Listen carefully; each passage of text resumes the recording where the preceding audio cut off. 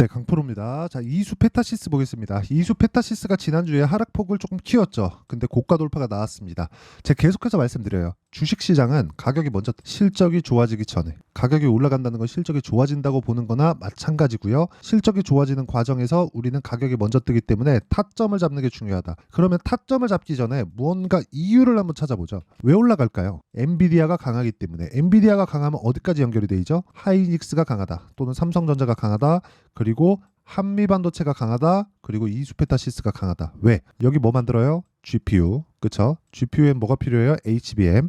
이 모든 거에는 뭐가 필요해요? PCB. 그래서 요즘에 효율을 높이기 위해서, 그쵸? 전력 효율이나 뭐 열 관리나 이런 부분을 높이기 위해서 뭐가 나옵니까? 유리기판에 대한 이야기가 나오고 있고, 그것에 대한 수혜주가 SKC. 소재 분야를 맡고 있죠. 그렇죠? 그래서 SKC가 최근에 어때요? 강하다. 실적이 나왔나요? 그것 부분에서? 아니요. 아직 안 나왔는데도 불구하고 어때요?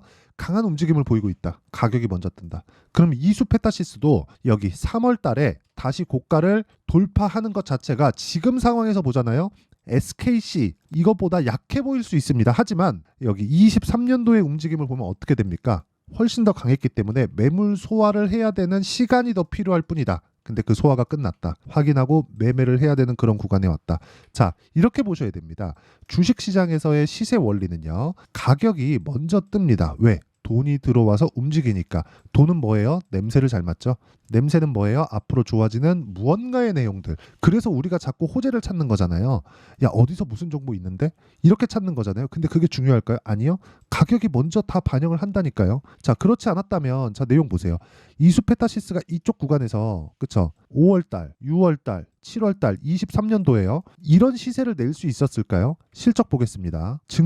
증명을 하는 거예요. 가격이 먼저 뜬다는 걸. 자, 내용 보세요. 이수페타시스의 23년도 실적. 여기 나와 있는 건 24년 12월 2라고 적혀 있죠. 에스티메이트라고 예상치입니다. 예상치 1,004억 예상치 1,004억 잡혀 있는데 올해 실적이 1,004억이 찍히더라도 22년도 1,116억의 실적에 못 미칩니다. 근데 23년도의 실적 어때요? 622억 50% 정도의 역성장을 했는데도 불구하고 23년도에는 주가 상승폭이 어느 정도까지 나왔나요? 여기 보세요. 이수페타시스죠. 23년 초에 가격대를 보면 대략 한 6,000원 정도에서 4만 원까지. 그쵸? 10배가 뭐 한미반도체처럼 10배가 올라간 건 아니지만 AI 반도체에서의 수혜를 톡톡히 봤다. 근데 많이 올랐다 보니까 조정폭도 커졌고 조정폭이 커졌기 때문에 매물대도 많이 쌓였기 때문에 지금 올라오는 구간에서도 막대한 자금이 필요했다. 그 막대한 자금이 하루에 6천억 정도의 자금입니다. 그런 구간에서 SKC는 고가 매물이 아무래도 이수페타시스보다는 희석되어 있는 그런 상황이죠. 그래서 최근에 강한 겁니다. 하지만 기판, PCB 관련된 유리기판 관련된 대장은 이수페타시스일 수밖에 없고요.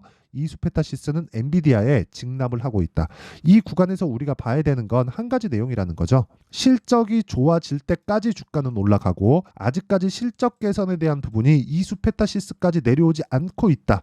그리고 실적 개선에 대한 부분이 한국 시장 기준에서는 먼저 오는 게 어디예요? 삼성전자 그리고 하이닉스. 삼성전자 실적 나왔죠. 굉장히 좋게 나왔습니다. 근데 1분기 실적을 예상치를 1조 원이나 상회해서 그 실적이 발표됐는데 1분기 실적을 4분기에 다 때려 넣는다고 하더라도 어느 정도까지입니까? 24조 원이 찍힙니다. 24에서 25조 원. 근데 삼성전자의 사상 최대 실적은 55조 원에 가까워요. 이 정도가 나오더라도 50%만큼을 못 채우는 수준이다. 그렇죠? 앞으로 실적이 늘어나겠지만 그러면 우리는 이수페타시스는 지금 떨어진다고 피해야 될 게 아니라 떨어질 때 내가 타점을 잡고 매수해야 되는 환경을 만드는 게 중요하다. 이게 핵심적인 내용이에요.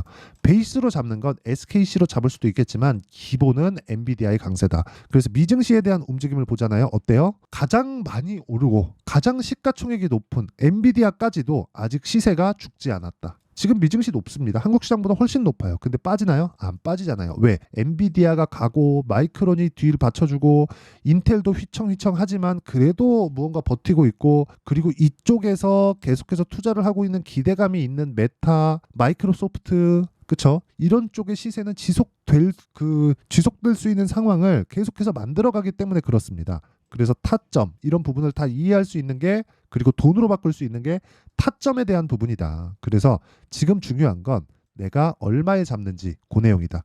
이수페타시스의 가격과 단기 보유 전략이죠. 단기는 2주입니다. 2주 안에 내가 수익 전환을 할 수 있는 것, 그리고 수익 전환을 시키려면 어떻게 해야 돼요? 가격을 잘 잡아야 된다. 그래야 내 심리가 안정이 됩니다. 2주 안에 내가 수익 전환을 못 시키잖아요. 그러면 정말 심리가 흔들려요. 이건 어쩔 수가 없습니다. 그쵸? 그래서 지금 중요한 건 단기 보유 전략, 2주 안에 수익 전환 시킬 수 있는 가격대. 이건 가격이 먼저 반영하는, 지금 제가 이수페타시스의 가격과 단기 보유 전략을 공유해 드리도록 하겠습니다.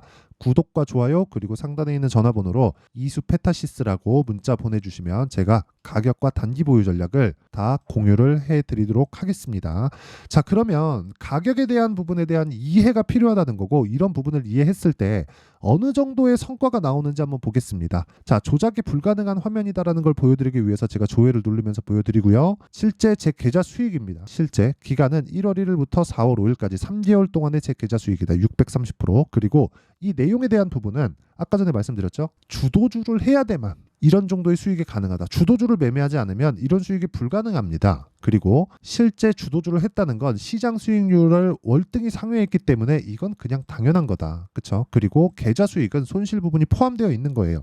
이렇게 계좌 인증을 할 수 있는 투자자는 없다고 보시면 됩니다. 자, 그러면 이 내용을 토대로 우리가 종목군에 대해서 제가 다 보여드릴 텐데, 종목군을 어떤 걸 공략했을 때 이런 매매가 가능한지 보겠습니다. 자, DI입니다. DI도 HBM 관련주예요. 그런데 언제 매수했습니까? 3월달 초 돌파 구간 매수했을 때 18%, 22% 단기간에 다 끝내죠. 그렇죠? 이런 타점을 잡을 수 있어야 돼요. 그리고 뒤에 봅시다. 내가 판 것보다 올라가는데도 불구하고 돌파를 확인했다는 거죠. 매수했을 때 어때요? 금요일날 시장 급락 나왔습니다. 그럴 때도 26.78%의 수익. 그렇죠? 돌파 구간을 공략했을 때. 그리고 이런 부분을 제가 여기 소통방에서 다 공개를 합니다. 자, 3월 11일자 내용이 있는데, 자람 테크놀로지, HLB 제약. 근데 장시작 전 시장가 매수 시가 체결시키겠다는 거죠. 자, 내용 봅니다. 자람 테크놀로지 보세요. 돌파 구간 몇 프로? 74.8%. 3일 걸렸습니다. 이제 또 돌파를 확인했으니까 다음 주에 매수 타점 잡아야겠죠. 이것도 다 반도체입니다. 유로모픽 쪽. 그렇죠? 자, 오늘 그리고 4월 4일, 4월 5일 움직임 보더라도 어때요? 하나머트리얼즈, 한양디지텍, 테스 전부 다 반도체입니다. 하나머트리얼즈. 금요일 날 한국 시장 급락 나왔고 목요일 날 미증시 급락 나왔습니다. 근데 어떻게 됐나요? 주도주는 강하다. 0.8%밖에 빠지지 않았어요. 저는 돌파 구간에 공략을 했을 때 보유가 가능하다는 거죠. 그렇죠? 이런 부분을 소통방에서 공개를 하고 있고, 그 밑에 한양 디지텍 이런 종목을 보더라도 어떻습니까? 4%. 금요일 날 반도체가 다 빠졌는데도 불구하고 4% 정도 상승세. 근데 4월 들어서 돌파 구간이기 때문에 공략을 했죠. 타점이 이렇게 중요합니다. 그리고 그런 부분을 소통방에서 다 공개하고 있으니까 구독과 좋아요 이 두 개 눌러주시고요. 상단에 있는 전화번호로 소통이라고 문자 보내주시면 제가 소통방 입장 링크를 순차적으로 공유를 해드리도록 하겠습니다. 어떤 종목을 하는지가 중요한 거예요. 반도체 중요하죠. 이수페타시스 다음 주부터 무조건 봐야 돼요. 여기 보니까 뭐가 보입니까? 무조건 돌파 구간에 하잖아요. 이거는 아직 진행 중이니까 높지 않다고 볼 수도 있지만, 아까 전에 제가 완료된 종목들 있죠. 뭐 네페스, 아크, 그쵸? 뭐 DI도 다 보여드렸는데 어떻습니까? 어때요?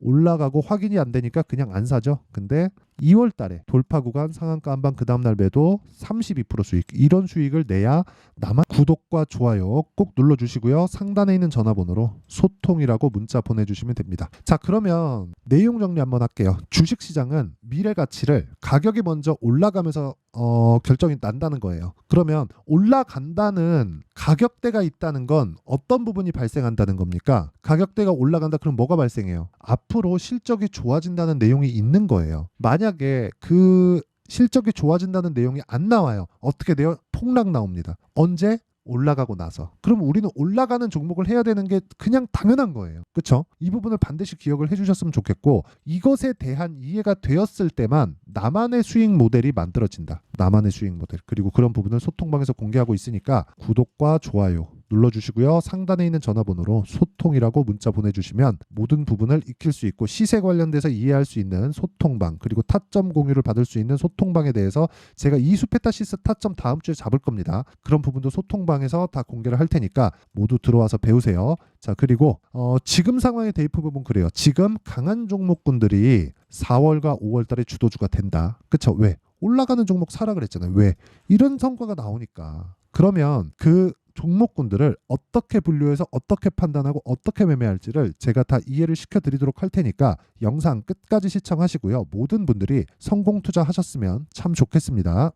자, 24년도가 돼도 여전히 시장은 녹록지 못합니다. 이런 상황이 벌어지는 건 어쩔 수 없습니다. 이런 상황에서도 수익이 나는 종목들의 구조는 변하지 않습니다. 즉 대시세 종목에 대한 구조는 변하지 않는다는 거고, 실제 제가 소통방에서 지속적으로 이야기를 드리고 있는 내용도 대시세 종목이나 시장 주도주를 공략하는 건 철저하게 가격 분석을 하라고 이야기를 드리고, 가격 분석 이후에는 이슈에 대한 파악, 그리고 이슈를 파악하고 나서는 다시 내가 얼마에 매수할지 그 타점에 대한 부분을 지속적으로 언급을 하고 있습니다.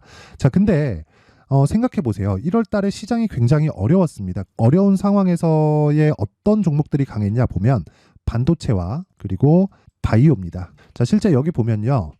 HLB에 제가 실제 매매한 내용을 띄워놓고 보여드리고 있는데, 1월 22일부터 매매를 시작해서 4일 동안 31%의 수익 마감이 됐고요. 그리고 여전히 신고가 종목입니다. 자, 그리고 그 다음 어보브 반도체, 이름을 보시다시피 반도체 종목이죠. 그리고 AI 반도체는 지속적으로 강세를 보이고 있습니다. 이 종목도 신고가를 먼저 달성한 이후에 제가 21%의 단기간에 21%의 큰 수익을 내고 마감이 됐습니다. 다시 재공략을 준비하고 있고, 이런 부분은 소통방에서 다 공유를 해드립니다. 자, 그리고 그 다음 코세스. 자, 코세스 같은 종목도 당연히 그쵸, 신고가 종목이고요. 그리고 반도체 종목입니다. 이 종목도 영업일 기준에서 이틀 동안 대략 한 15%의 수익 마감이 됐습니다. 내용을 한번 보시면 어떻습니까? HLB를 포함해서 뭐 30%, 20%, 뭐 15% 이런 식의 수익이 지속적으로 발생하고 있는데, 이 세 종목 모두 다 신고가 종목이고 1월 달에 시장이 약세를 보이고 있는 구간에서도 강했었던 그런 종목입니다. 특징점이 하나 있는데, 그 이슈에 앞서서 가격이 먼저 반영했다는 거죠. 자, 근데 그게 기업 밸류업 프로그램이라고 하죠. 그 종목들도 마찬가지입니다. 오늘은 그 부분에 대해서 이야기를 드릴 텐데, 그렇게 제가 가격을 먼저 보고 이슈에 대해서 파악하는 이유는 결과적으로는 큰 시세를 먹기 위한 사전 준비 작업입니다. 실제로 큰 시세를 먹기 위해서 사전 준비 작업을 했을 때 여기 레인보우 로보틱스 127%, 그리고 ISC 98%, 그리고 한미반도체 97%의 큰 수익을 내는 상황을 만들 수 있습니다. 어떤 식으로 소통방에서 진행됐는지, 그쵸? 그 상황을 제가 이야기를 드린 건데, 이런 상황도요, 당연히 신고가를 공략했을 때 가능한 겁니다. 자, 그러면 이번에도 마찬가지입니다. 그쵸? 정부 주도의 코리아 디스카운트 해소 방안이 2월 달에 발표를 하고요. 그리고 2월 달에 발표된 내용을 토대로 주가가 움직이는 게 아니라 이미 움직인 내용이 있죠. 실제 이 내용은 크게 중요한 게 아니라는 겁니다. 실제 움직인 내용을 보면, 자, 기아차입니다. 실제로 12월 달에 신고가를 만들어 놓고 정부에서 입김을 불어 넣으니까 순식간에 기아차를 포함해서 현대차 같은 거대 기업들의 주가가 2주도 채 되지 않아서 40% 정도의 큰 시세를 냅니다. 자, 그러면 우리는 어떤 종목을 봐야 될까요? 이슈를 파악해야 되는 것도 맞지만 철저하게 가격에 맞춰서 매매를 해야 되는 게 당연히 중요합니다. 정부가 주도하는 정책 방향이 있겠죠. 그 방향에 맞춰서 우리가 종목을 찾을 필요가 있다. 자, 그러면 답이 나왔습니다. 정부가 주도하는 방향에 맞춰서 제2의 기아차를 찾는 게 지금은 중요하다. 근데 정부 정책의 방향에 맞게 가자. 그랬을 때 앞서서 제가 보여드렸었던 내용인 여기 레인보우 로보틱스 127%, 그리고 ISC 98%, 그리고 한미반도체 97%와 같은 수익을 낼 수 있습니다. 물론 시간에 대한 부분은 최소 2주의 시간이 필요하고요. 그리고 최장 3개월 안에 끝내야 됩니다. 자, 기아차의 시세를 보셨던 것과 같이 2월 달에 정부 정책의 방향이 결정되고요. 바로 3월 달이면 시행입니다. 자, 그러면 우리는 거기에 맞춰서 당연히 종목을 찾아야 되고, 제가 제2의 기아차를 찾아놨습니다. 제가 아까 전에 소통방에서 이야기를 드렸었던 내용 다 공개를 해드렸는데, 그 내용처럼 종목만 받고 싶다 하시는 분들은요, 상단에 있는 제 전화번호로 대시세, 자, 대시세라고 문자를 보내주시면 정부 정책의 방향에 맞는 종목을 모든 분들에게 무료로 공개를 해드리도록 하겠습니다. 자, 제가 원하는 건 채널 성장이 목적입니다. 자, 그래서 구독과 좋아요 꼭 좀 부탁드리고요. 모든 분들이 정부 정책에 맞는 방향으로 매매를 이어가서 큰 수익 보셨으면 좋겠습니다.